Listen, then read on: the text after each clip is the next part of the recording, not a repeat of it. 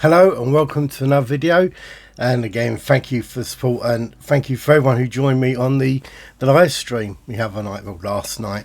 I really enjoyed it. So today we are looking at Tilbury Fort, and I shouldn't laugh. It's because when I say Tilbury Fort I always want to try and say Cold Asphalt, because when you think about paranormal stuff around these faults you always think of Cold Asphalt, and that's because it got made popular by TV shows and ghost hunts and all that. Already I know there's a couple of people I know who are going to be turning this video off before I start. I'm going to try and separate Tilbury Fort from Cold Asphalt. We are looking at Tilbury Fort in this video, and as we go through you'll understand why I have a different view on Cold Asphalt. So quickly, a brief history of Tilbury Fort.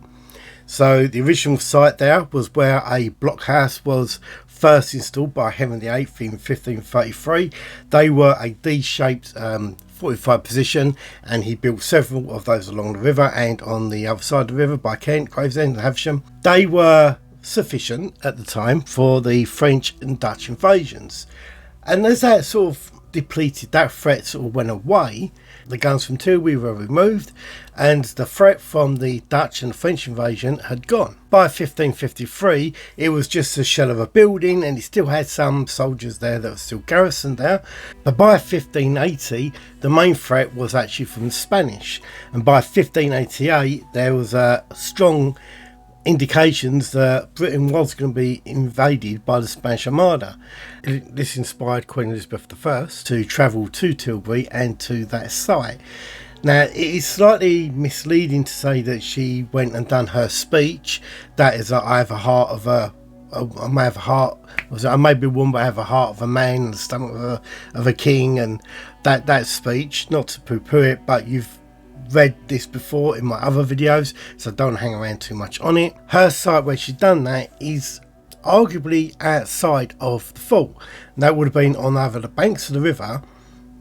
Yet a farmer does declare that by Gun Hill, or the bottom of Gun Hill, is where they believe that this site, when this speech took place, was along there. So if you go to Gun Hill and you look at the flats of the land that lead over to Tilbury Fort, that's where they actually believe the speech went on. They come along and met with 1,000 soldiers or sailors that had moored up along the Thames and gave the speech and sent them off to chase the Armada. And in fact they actually never engaged the Armada, because the Armada went up north and they sort of stayed out in the estuary and moved out just slightly more towards Norfolk, where the others went straight up past the Wash and kept going. But from then on is what inspired all the redevelopments of Tilbury Fort, and it's basically what you see today. Now in the 17th century and the 18th century it was built more up, so what you see there today is basically a skeleton of what the buildings used to be. Obviously the army barracks have gone, and they used to sleep two in a bed and form into a room along there.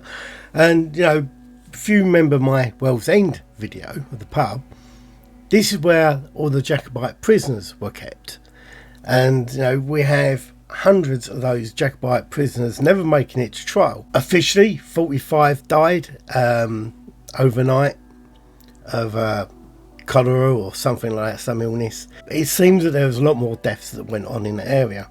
Didn't really ever have any battles take place from the fort, apart from a cricket match. So if you're to believe English heritage, the only death on Tilbury Fort happened in 1776, and this was during a cricket match between Essex and Kent. And it seems that some weren't quite happy with the way that the game was going, and the Essex lot went and got their guns and started shooting people, and a guard was killed during that attack, and they say he's the only person ever to be killed at Tilbury Fort. This is rubbish. Right, so the Jacobites met a very, very ghastly end there. Over the years, the worst enemy that the British Army had around the area was its own men. Fighting, murdering went on within that fort. Now the Jacobite prisoners, yes, a lot of their bodies were dumped into the river, and some of them, as you know, were put on prison ships and ended up over the Isle of Sheppey. They ended up being buried in the Dead Man's Island. So we're sort of all following on here from other videos. And I'm going to get to ghost stories. Honestly, there's ghost stories, right? And normally when you touch your ear, you're lying, aren't you? Is that my deep feelings about Tilbury Fort coming out? There is ghost stories. So let's talk about some ghosts, right? If you remember in the World's End video, if you've not seen that, go back and watch that, then watch this. And if I cross over and if I say something that don't match up with this video, then call me out on it, because I can't even remember what I said in that last video now. But if you remember, we had the ghosts of the horses that would walk along the wall area. This leads on to that area. So unsurprisingly, one of the first reports we have by the guardhouse at the front is where we get our first report of supernatural. And that is in the 80s. Now you've got to remember, this fort wasn't opened back up to the public till the late 80s. No, actually I think it's about 83 it opened back up. But before then, obviously it was a walk that locals would take, and when they'd be walking over an evening, many of them did report seeing the sight of this horse that was never there. That they'd hear the neighing of the horse, they'd turn around and there's no horse around. Now keep in mind that there are ponies and horses all over Tilbury, and even more so back then. I remember kids going down Tilbury, and around the forts there's loads of horses running around wild. It wasn't unusual to hear the sound of a horse, but these people say they felt the sound of the horse was right behind them, and they turned around and the horse wasn't there. Other people turn around and say they see the silhouette of a horse moving down the path, but not a solid figure of a horse, so like a phantom horse. As you enter Tilbury Fort itself, you go through the gateway. It's a big arch and it's very ornate and it's pretty stunning. It's what makes it used in a lot of Hollywood movies, and even things like, not legend, Taboo, which is a Tom Hardy film. They filmed down there, and at Cold House Fort. As you go through this archway, this is a site that is said to be haunted by an elderly sailor. Now when I say an elderly sailor, he is a military sailor. He's not a civilian sailor. He's in military uniform, and he's said to be standing there. And as people walk through the archway, they hear something behind them. They turn around and he's standing in the corner just where they've come from in the doorway. So they know he wasn't there when they walked through. There's not much, it's not like a hiding space either side. They walked through, they heard something, they turned around and they see this ghost of his sailor standing there. I don't think this is a Jacobite. This is an English sailor that may have lost his life on the parade ground or around the area. First thing you're going to see when you come out of that archway is the massive parade ground in front of you. There is ghost stories around that parade ground. I'm going to state now that finding ghost stories on Tilbury Fort is extremely hard, because most of them are said to be at Cold House Fort.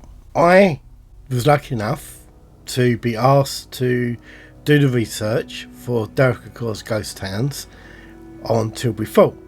Now the show never happened through other reasons and access reasons and not being truthful. It's what I had my issue with the show with.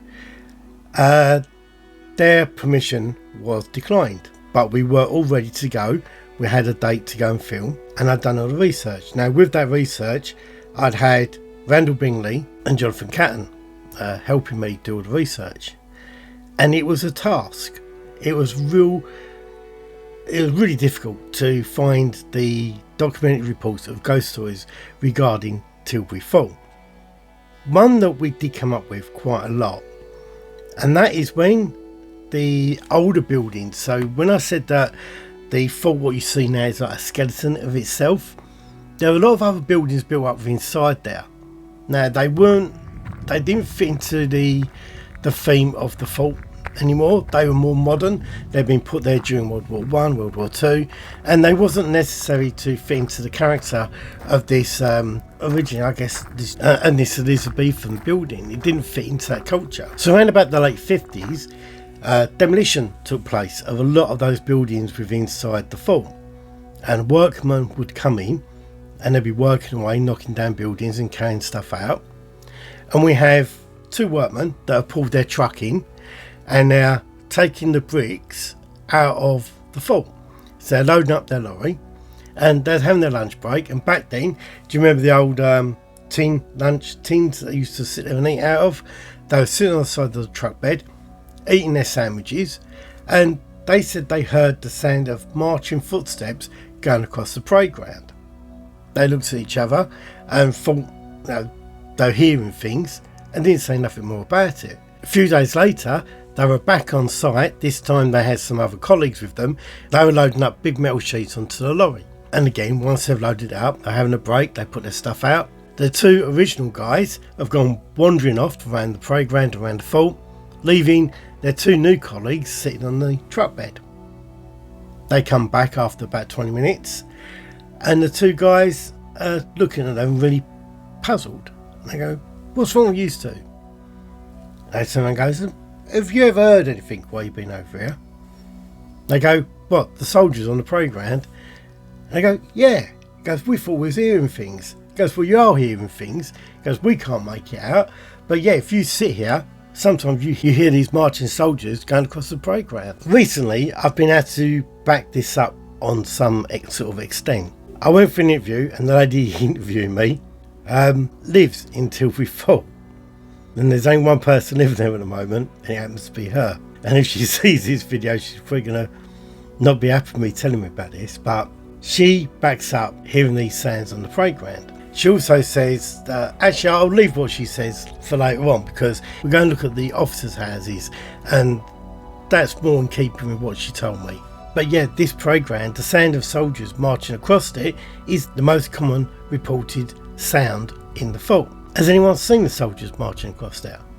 Yeah. In 1989, we have a group of 12 teenagers that get into the parade ground, climb over the wall, and are running wild around Tilbury Fort. Very much like what they used to do down at Coalhouse Fort, going through the tunnels. I do believe these tunnels at Tilbury Fort were blocked up, but they were running around the parade ground. This is where you still had the houses over there. I believe these houses were occupied at that time, because there were people that were either on guard in Tilbury Fort or were living in Tilbury Fort. These teenagers were all up one end by the guardhouse, which is the archway as you come in. They looked like they was about to break into the building, and the people from the houses come over and shouted at them. But when this group of teenagers looked across, what they said they see was about 50 soldiers standing on that parade ground. But they weren't wearing what you call modern uniform. They described them as wearing something out of like the 18th century, which is quite interesting for a group of teenagers all ganging together saying they see this. But what actually happened was that they got scared so much they actually run towards the people that are having a go at them and turn around and say, "Get us out of here, what's the quickest way out, because we've just had life scared out of us." So again, you've got those sort of reports that are interesting. Do they make it true? I don't know, but it's a thing that's been documented, so we report it. But that's because we are using information, and this is where I have a little rant. You skip forward a few seconds, you don't hear my rant. This is English Heritage, and that owns this site. Information in that place means you pay a fee to get in there of £8 or £8.50, whatever it is, and you can't pay by cash. The information in there is so limited. Years ago when I went there, you had signposts up, you had little placards, you had dummies there, you had all artifacts there that you could look at. That's all gone. It's the information boards, they're tiny. What's left is tiny. This is English Heritage. This is important. We need to keep this up to date. We need more information put into this building. There's nothing there. Unless you buy their guidebook, you're not going to know nothing. Anyway, getting back to the ghost stories. As you come onto the parade ground, you look over and you will see these big buildings at the end. They are the gunpowder storage. Tilbury Fort end up mainly being purposed to store gunpowder, and this is one site where it was.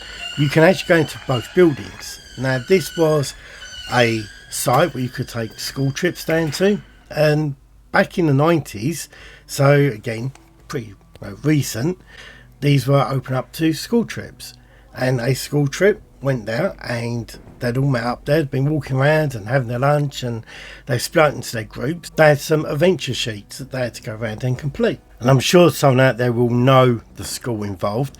The teacher was Mrs. Jackson, I believe her name was Jackson, and it's either a Grey school or a South Ockenden school.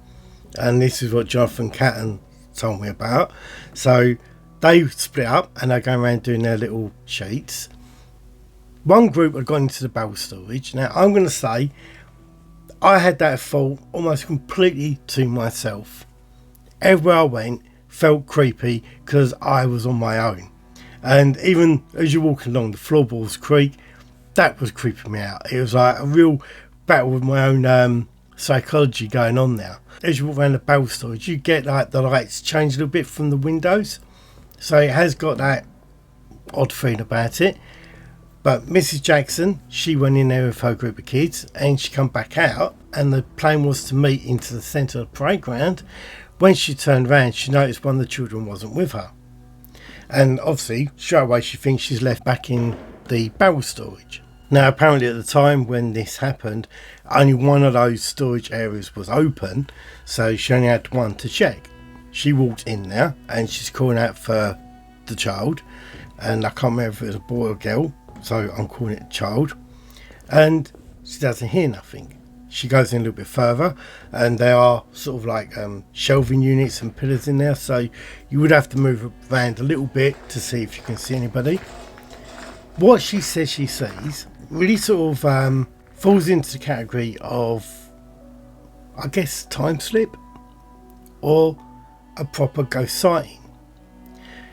She pokes her head through the door and she looks up one side, and she says she sees a scruffy man standing there, unshaven, a tatty cloth type shirt with saggy trousers, with big boots on, lifting up a barrel. First of all, she thinks this is a staff worker, and she calls out to this man, "Have you seen the child?" The man ignores her, and she thinks that's a bit rude, so she says again, "Excuse me, have you seen the child?" And it encouraged her, because there's somebody else in the room. She confidently walks in there on her own and walks up towards the man. It's only then, when she's closer to him, she realises that his hands, she can see through them. And that's when she staggers back a little bit, looks at the gentleman, and notices that literally the whole of this gentleman is slightly transparent. This completely freaks her out. She runs back out, and as she runs back out, the child that she's looking for is standing by the door, absolutely petrified. Apparently the child had been hiding in the other corner, looking at the same man that the teacher, Mrs. Jackson, was looking at. They've both gone back to the school group, and white as a sheet, and trying to explain to the people that they're with them what they've just seen. Now, remember I said about cold asphalt? This story that happened in Tilbury Fort over the years has been twisted and said to happen in Coldhouse Fort.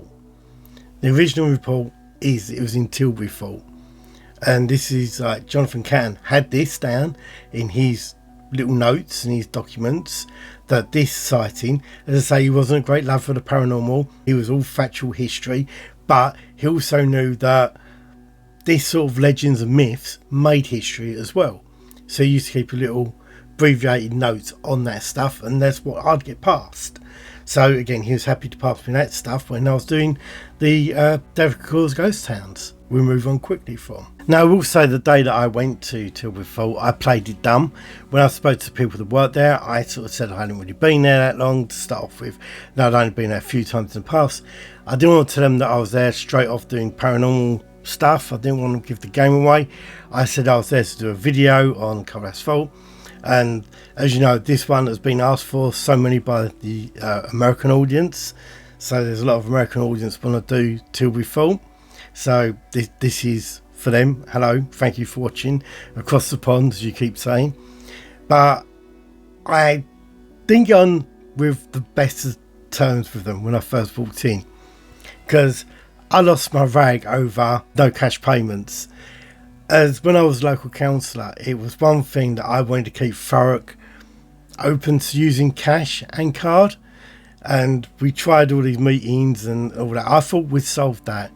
Obviously, I was wrong, and yeah, it is a cashless place.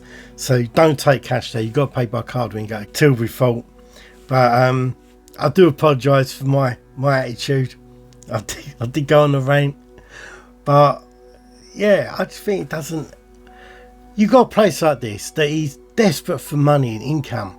If somebody turns up they have cash, take it. You need it. Pay for some information boards there or something, because there's a severe lack of information in this building. In the whole of the Fort, lack of information. Going back to the gunpowder storage and the barrel storage, again, we've got another ghost report very similar to the first. I guess that people say this is the most creepy one in that area, and yeah, I guess so. It involves 2 electricians. So not long after, or just before the Fort opened up to the public, or just after the Fort opened up to the public, they were doing the lights in this barrel storage. They'd gone there and had to lay a load of trunking along the side. Now, obviously, this is a special building, so I don't know what permissions they had to go through and all that. But these 2 electricians were sent there, and it was going to cost quite a lot to do this. These sites do. When you start tampering with old faults and cold asphalt, you put a nail in the brick, you have to go through so many regulations. It's unbelievable. So they were from a reputable company, come to do work on historical buildings. They're probably used to being in stuff like this. One of them is at one end of the building, the barrel storage, and the other one is up a ladder, a light fixing at the other end. Don't worry, this isn't only falls and horses thing. The light fixings ain't going to fall down. The guy's standing there struggling with this light fixing, and he's bending down trying to find a tool. And the tool gets passed to him in his hand. When he looks down, there's a ghost of a soldier handing him the tool. He falls off the ladder in shock. He's laying on the floor, shouting out to his mate, "A ghost has just passed me a tool." His mate just doesn't know what to make of it, runs up and sees him, goes, "You're losing the plot," until he looks up and there's a soldier, goes to the soldier, standing there, just looking at them. They completely freak out and run out. As they run out, they go past their colleagues that are asking what's going on, what's going on. They're going, it's haunted, I'm not going back in there. These 2 experienced electricians refuse to go back into that building. They refuse to do any more work until we fall. This reminds me of a ship that's moored in London. A tour guide on there was going around doing stuff one day, and the door slammed on him and he couldn't get out, and to do it you had to turn the wheel to open up the door, and the wheel turned, and he was like expecting someone to be standing on the other side, and when it opened it was a ghost standing there. So I do want to cover that ship. If I can get on and get permission to cover that, that'd be brilliant. So as you come out of the storage areas, you'll see that the sides of the storage areas are like slanted brickwork. We get a lot of these know the corner of your eye sightings. So people will be walking out there and think that something, they catch movement in the corner of their eye.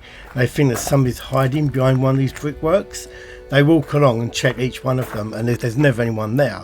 So is that a ghost? Is that your imagination playing tricks on you? Not convinced by that. Just moving on a little bit, going up onto the banks where you overlook, so you're looking north of the Thames, you'll see there's a gateway. Now this used to be the main entrance to Tilbury Fort, and you'll see there's some bridges coming down. That is called Dead Man's Drop. Now that was where people who died at the fort, the Jacobites, would be dumped into the river. The belief being that the current would sweep them out into the Thames and take them out to sea. This often led parts of their bodies and skulls to float up along the Thames foreshore. Mudlarkins still find that today, and as you know, we've got Dead Man's Island. So this was a common practice back then. It wasn't nothing unusual. Now where the Jacobite prisoners were kept is no longer there. It is what is it? So you go past the houses and you go to the back gun turrets, and there's a bit of land there that's sort of like breaking up. That is where they originally built the prison. Unfortunately, that's all gone, but it hasn't stopped people hearing the moaning and the groaning of people in distress in that area. So we get quite a lot of reports of people walking along the sea wall, hearing people that sound that are in extreme distress or very, very ill. Their sound is coming across the fort and over the wall, and they're standing there looking over to see if they can see anybody that is hurt or needs their help. And of course they can't see nobody, it's just a flat land. I know that, you know, you've got the banks that go down, but where the sand is coming from, they can actually see and there's nobody there. And I mean, you know, just above Dead Man's Drop, you've got the building that it actually looks like it's really broken up and it's like about to fall down.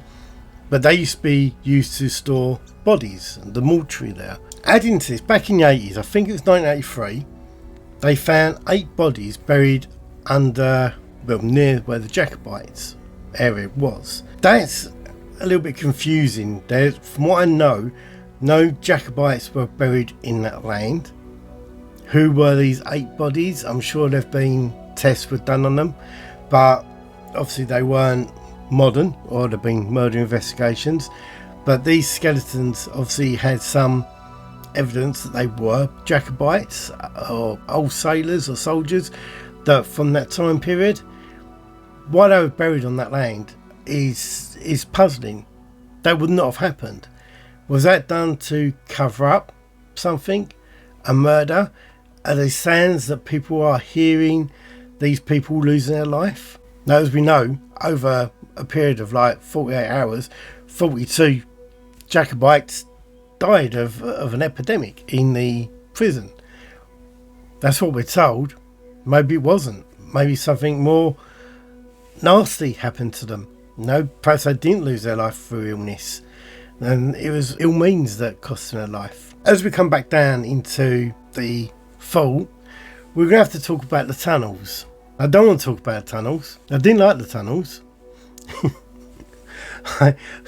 Let's set the record straight, right? When I was younger, we used to run through the old tunnels at Coalhouse Fort.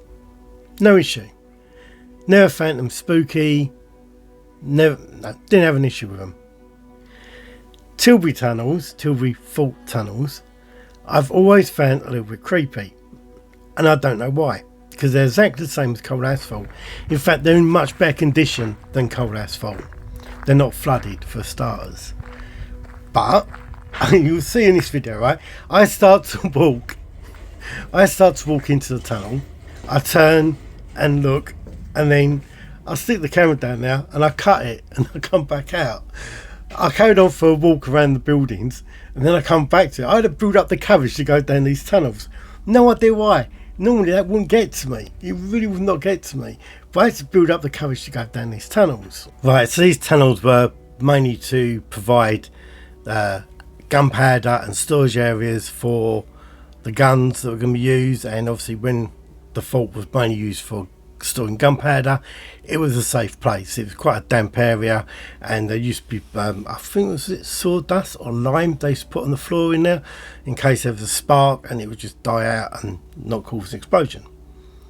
But dating back to the 1940s, even then people reported seeing figures moving down those tunnels. My filming isn't the best. I went down there 100 miles an hour, swinging the camera around into every crack, every little offshoot building. I swung the camera in there, had a quick look and went. I got in and out there in record time, so I have to play the video on slow speed, and then I'll probably play it again with my commentary on it, which is probably like, oh crap, let me get out of here, or something like that. Can't remember what I was saying.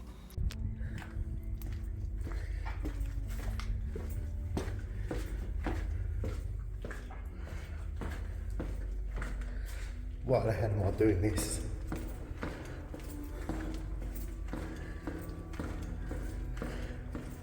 This actually freaks the shit out of me.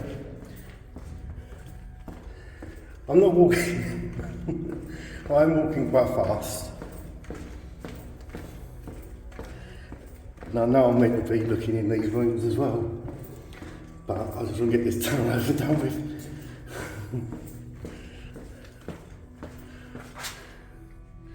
That's it, done. Walk back again.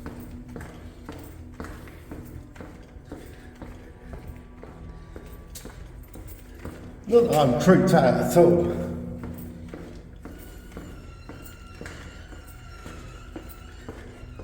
There's the sideboards that I don't like. And yeah, everyone's going to call me chicken. But that was freaky. It's like when you get out of bed at night and the lights off, you run back out. Run back to bed.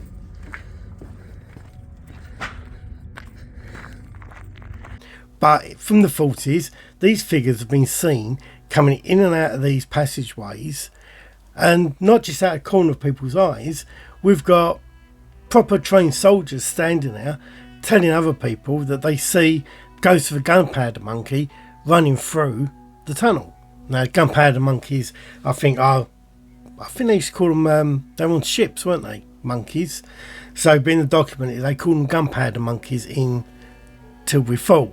So I guess their same job was carrying around the gunpowder. I don't know if you can tell, I'm actually losing my voice. I've been losing my voice for the last 3 days. Don't know if it's hay fever, cold or whatever, but yeah, I'm getting through glasses of water like anything here, trying to keep my voice going. But again, these stories from the tunnels at Tilbury Fort have been twisted and used at Cold Asphalt. And same as the next one. Now, I do say Cold Asphalt probably can lay a better claim to this than Tilbury Fort. We have a group of people that are doing an inspection of Tilbury Fort. They go down the tunnel, and halfway down the tunnel they see a mist form in front of them, and this mist is meant to take the shape of a human figure, and they can work out features in this mist. They're standing there looking at it, and a bit like Ghostbusters in the library, the mist starts coming up the tunnel towards them. They are in shock. They're just standing there, and they say this cloud of mist passes through them, and a cold, freezing cold feeling passes over their body. The same thing is reported at Cold Asphalt. Is this because you get cold air, warm air, mixing, causing a mist? Cold Asphalt, it happens a lot. I've been there when this mist forms, and in the summer they open up the doors, warm air floods through those tunnels. The cold asphalt at the bottom of the tunnel is flooded. It mixes with that moist air, generates a mist, and that is what you see. And people put that down to ghosts.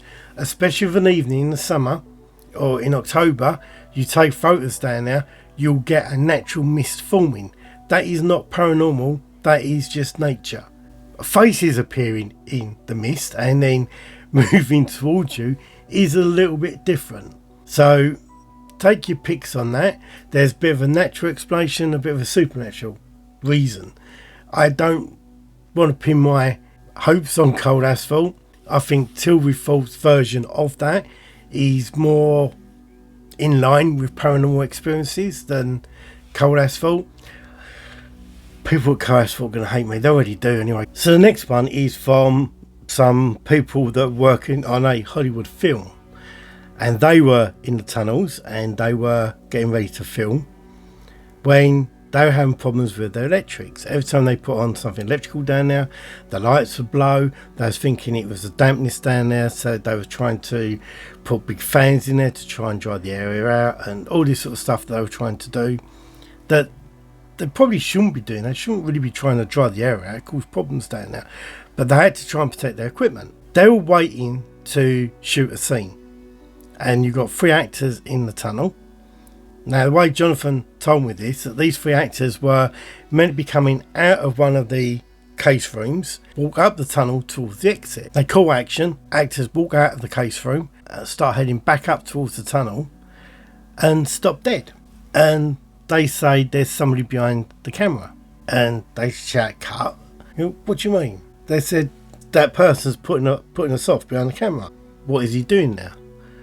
And they look round and go, there's only like 6 of us here. They're going, no, him by the door is putting us off. And they're like, there's nobody there. These 3 actors say that they see a man in uniform standing at the end of the corridor watching them. And yet all these other people, the crew members up there, the sound engineers and camera operators, can't see nobody. There's nobody there. But these 3 actors say they're pointing at the person that is still standing there as they're saying about him. They walk up a bit further. It's only when they get within 10 feet that that person disappears. And they're looking at each other going, that's a ghost, isn't it? And I believe these were American actors. So it'd be quite interesting if we had a bit more information on that, on who they were. Looking back over the years, there's been numerous films made down there. I know that bits of Batman was filmed at Cold Asphalt. I believe a little bit of it was filmed at Tilbury Fort. Over the years, there's a lot of stuff that's been filmed at Tilbury Fort. So I can't pin it down on what film it was. Jonathan didn't know what film it was, but again, he had this report from it that had been passed on to him by the film crew, and I just think it's brilliant that we've got some American actors that know about this.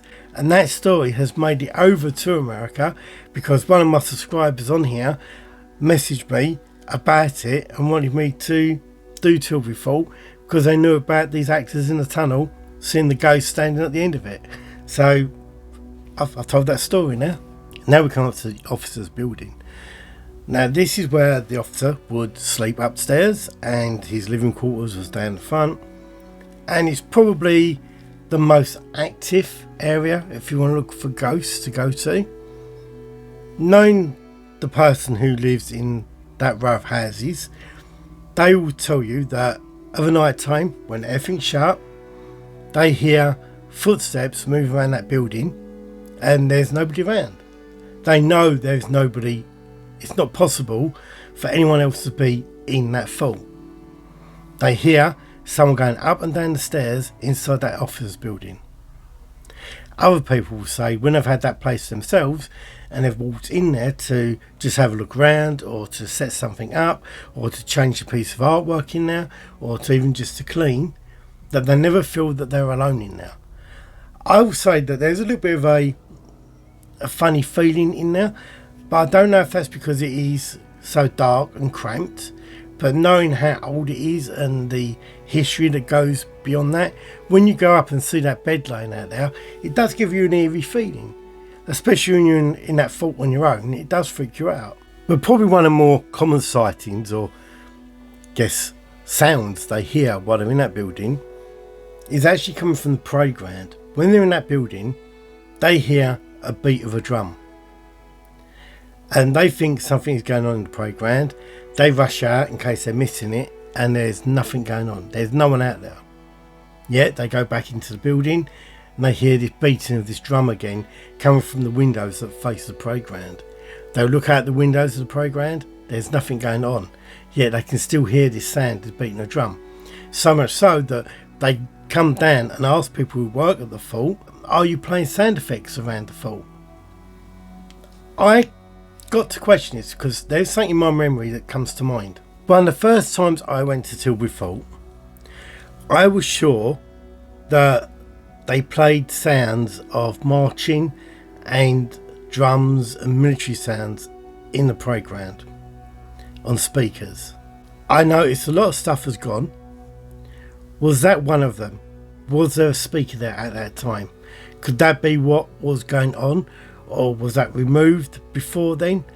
Or am I completely wrong and I've got it mixed up with a different fault? Could it be Cold Asphalt, or could it be one of the other faults over the river? I'm not pinning my reputation to that. My reputation, I ain't got one, it's terrible.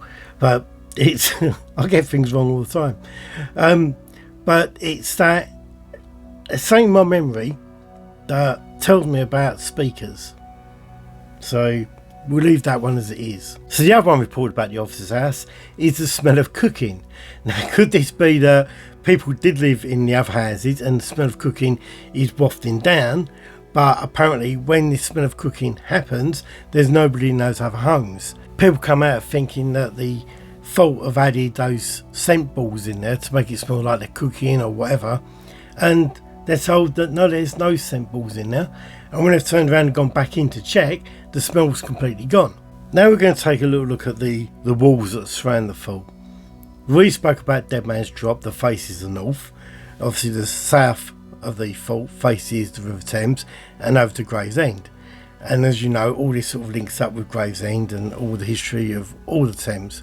The first ghost we're looking at on there isn't a soldier, isn't anything to do with Jacobites or anything like that, but could be a more modern ghost.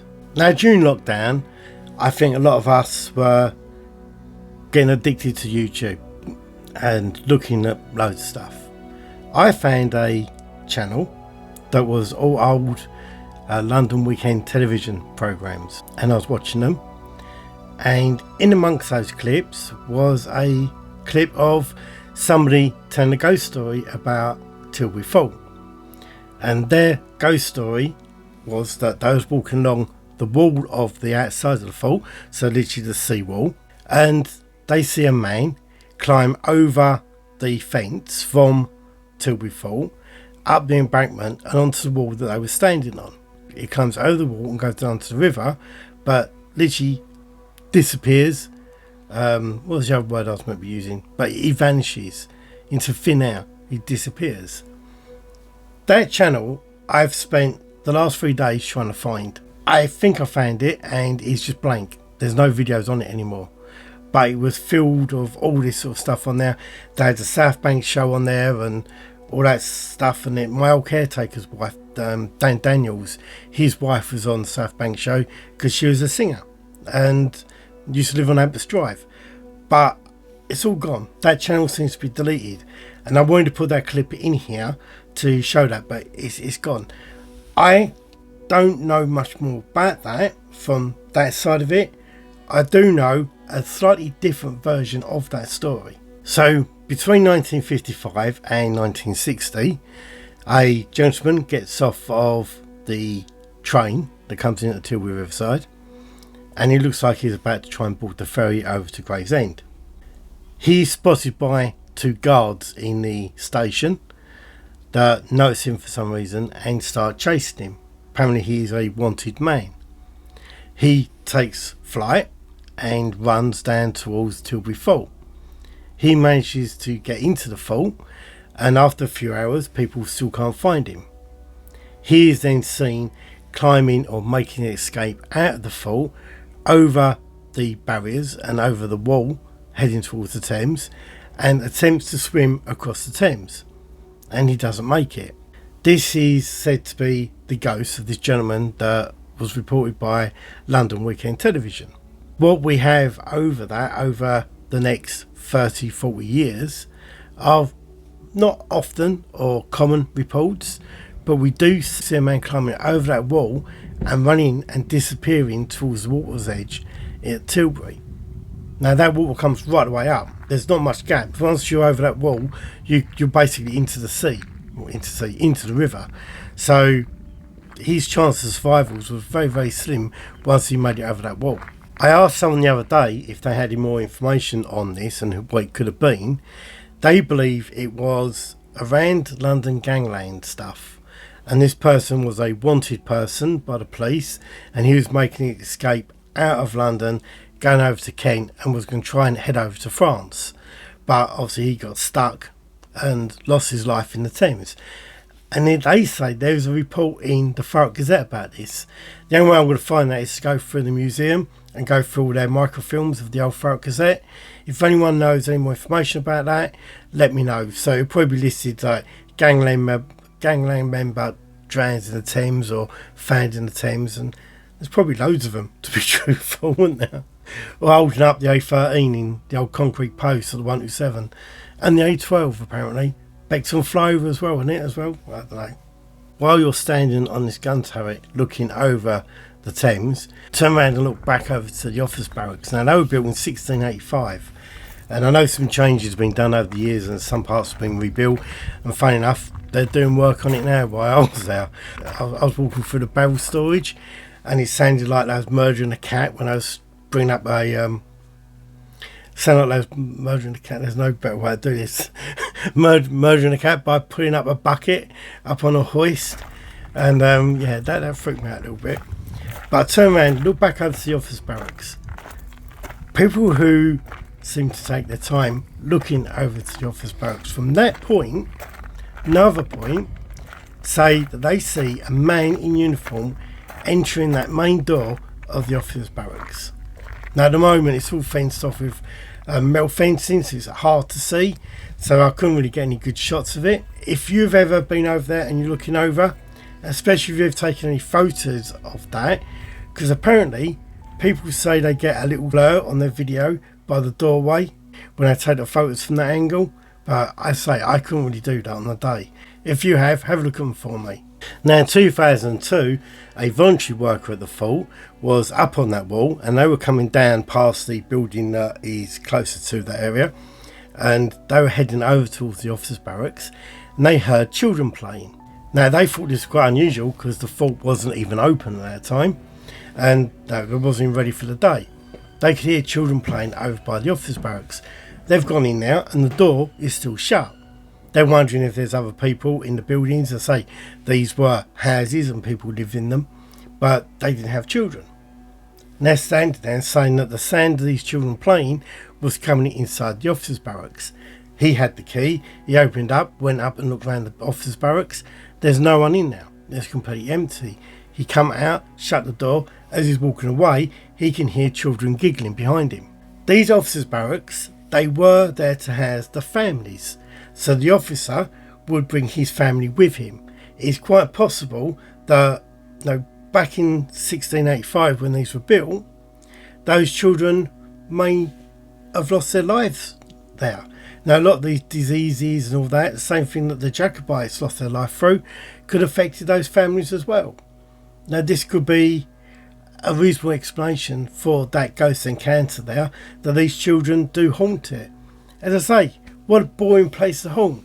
There's nothing there. It is desolate. Once you're in there, that courtyard, big open space, what a boring place to be a ghost. But carrying on walking around the wall, there's numerous reports of ghost soldiers walking around on guard around those walls. Now, I'm not going to go into much details about it because there's not much details given. They've just said that there's a ghost soldier seen walking along those walls on patrol. The other side of it, you've got the gatehouse. Above the gatehouse, you've got an empty room, and on the other side of it, you've got the chapel. Now, the chapel, I don't have any ghost stories about at all. Nothing. Wish you could say there's a ghostly monk standing by the window. I've got nothing on the chapel. No reported stories about it at all. The building on the other side, I do, but I want to take it with a pinch of salt. Someone needs to correct me on it, right? I believe that this story cannot be possible because I don't think it had a flaw. I may be wrong. Right, it's 1980. The fort has only just opened, and the first few people go in there looking around. One of them comes down from that room and says that they've had a conversation with an officer above there who is ordering him to get back on duty. He comes down, they said there's no actors there or anything like that. If that's a ghost, brilliant. But I'm pretty sure that that side of that building did not have a floor, or that floor was being repaired when that fort first opened up. I say, please correct me if I'm wrong, because again, I could be mixing that story up with Cold Asphalt. I could be doing the opposite now. So, because I know Cold Asphalt above there, they didn't have flooring for years. Okay, so I hope I've done a good job of dragging out the few ghost stories we have at Tilbury Fort. There'll be even less stories if you ask me to do one about Cold Asphalt. So, a very, very short video. But my monks that I'm making, what I'm going to do, if you want a monk, now I'm going to give out about 5 of them, because I've got to still finish them. Look me up on Instagram, ShaneRalph9, I think it is on Instagram. Add me or DM me and just put, give me a monk, right? I'm just going to randomly select 5 people to give these monks to. I'll contact you back, get your name and address, and I'll find a way of posting them off to you. So ShaneRalph.9 on Instagram.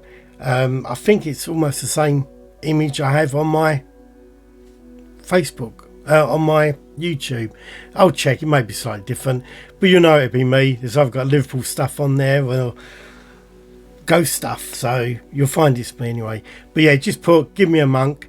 I'll select a few people and then I'll contact you. I'll get your addresses off of you and I'll send you one of my badly painted monks. I've actually made 15 of them.